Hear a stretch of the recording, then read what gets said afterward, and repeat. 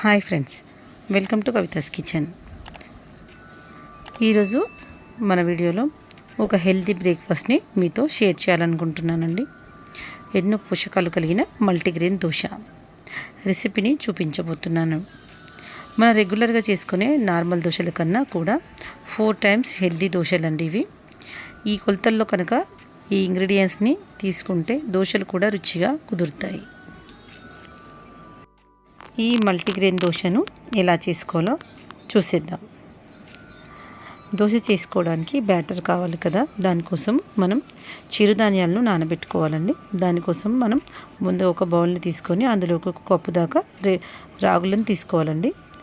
రాగులు రక్తంలో ఉండే గ్లూకోజ్ లెవెల్స్ని తగ్గిస్తాయి, ఎముకలను దృఢంగా అయ్యేలా చేస్తాయి. అంతేకాదు జుట్టుకి చర్మానికి మంచి బలాన్ని చేకూరుస్తాయి.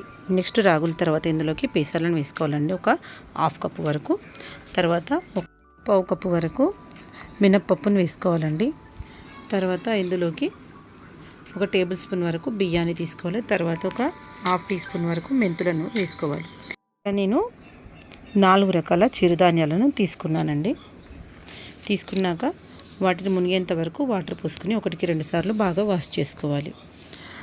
ఇలా రెగ్యులర్గా కాకపోయినా చిరుధాన్యాల ప్లేస్లో వేరే చిరుధాన్యాలను కూడా రీప్లేస్ చేసుకోవచ్చండి. మార్కెట్లో సజ్జలు, అరకలు ఇలా మార్కెట్లో విరివిగా చాలా దొరుకుతాయండి. తర్వాత వాటిని ఒక 6 గంటల సేపు నానబెట్టుకొని వాటిని మిక్సీకి వేసి మెత్తగా రుబ్బుకోవాలండి. నేనైతే మిక్సీ జార్లోకి వేస్తున్నాను. మామూలుగా దోశ పిండి కానీ ఇడ్లీ పిండి కానీ రుబ్బుకునేటప్పుడు కూల్ వాటర్ని ప్రిపేర్ చేసుకోవాలి. చలికాలం అయితే అవసరం లేదండి. సమ్మర్ అయితే మనకు కొంచెం కూల్ వాటర్ వేసుకొని రుబ్బుకోవాలి. పిండిని పులియబెట్టాలండి. నెక్స్ట్ డే మార్నింగ్ పిండిని చక్కగా పులిసి ఇలా పొంగి ఉంటుంది. అందులోకి కొద్దిగా వాటర్ యాడ్ చేసి సరిపడ ఉప్పుని యాడ్ చేసుకొని బాగా కలుపుకోవాలి. మనకి ఎంత అవసరం ఉందో ఒక గిన్నెలోకి తీసుకొని మిగిలింది ఫ్రిడ్జ్లో పెట్టుకోవాలి. తర్వాత స్టవ్ పైన ఒక ప్యాన్ పెట్టుకొని అందులో ఒక పల్లీలు వేసుకొని ఫ్రై చేసుకోవాలి. 2 టేబుల్ స్పూన్ల పుట్నాల పప్పును కూడా వేసి ఫ్రై చేసుకోవాలి. మనము మంటను సిమ్లో పెట్టి ఫ్రై చేసుకోవాలండి. వాటన్నిటిని ఒక మిక్సర్ జార్లోకి వేసుకోవాలి. తర్వాత 6 నుంచి 7 వరకు పచ్చిమిర్చిని వేసుకోవాలి.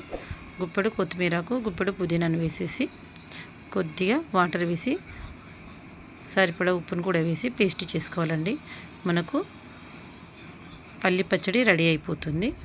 దాన్ని ఒక బౌల్లోకి తీసి పెట్టుకోవాలి. తర్వాత స్టవ్ పైన ఒక పెనం పెట్టుకొని దానిపైన ఉల్లిపాయతో ఆయిల్ని స్ప్రెడ్ చేసుకోవాలండి.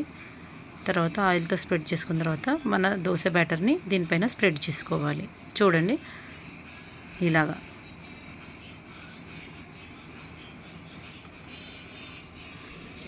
దీన్ని దోశ అంచులకు ఆయిల్ని అప్లై చేసుకోవాలండి. చూడండి మనకు ఈజీగా దోశ పైకి లేసి వచ్చేస్తుందండి. చూడండి ఈ విధంగా క్రిస్పీగా కూడా వస్తుందండి దోశ. హోటళ్ళ మాదిరిగానే వస్తుంది మనకి.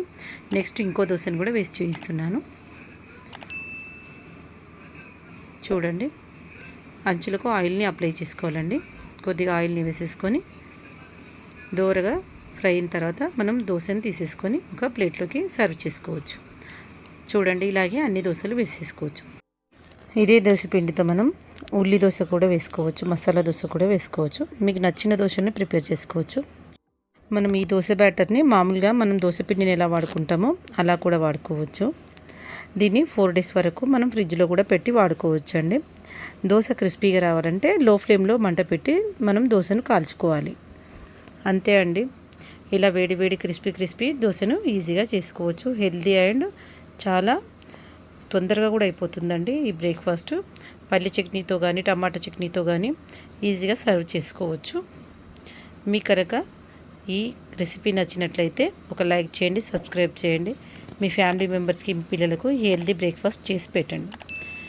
మీకు ఎలా వచ్చిందో నాకు కామెంట్ రూపంలో తెలియజేయండి. Thanks for watching Kavitha's kitchen. Thank you.